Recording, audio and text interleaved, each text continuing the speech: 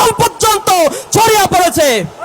শরীফ ওসমান হাদী আধিপত্যবাদের বিরুদ্ধে যেভাবে উচ্চকণ্ঠে স্বৈরাচারের বিরুদ্ধে যেভাবে তালা বাজিয়েছে, 5 জুলাই বিপ্লবীদের রক্তে আগুন ধরিয়ে দিয়েছে।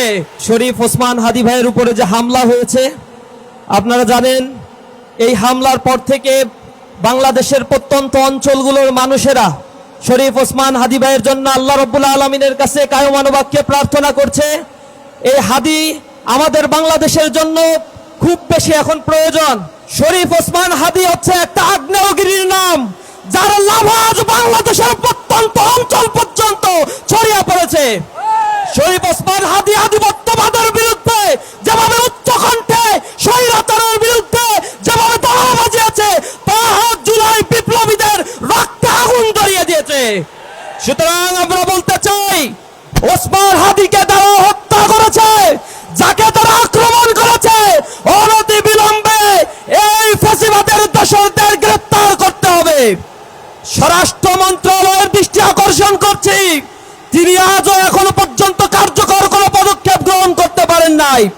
প্রশাসনে কোটি কোটি জনশক্তি টাকা এখানে বিনিয়োগ করা হয়েছে, অথচ কার্যকরভাবে ফ্যাসিবাদ নির্মূলে যে ধরনের উদ্যোগ গ্রহণ করার দরকার ছিল তা আমরা দেখতে পাইনি।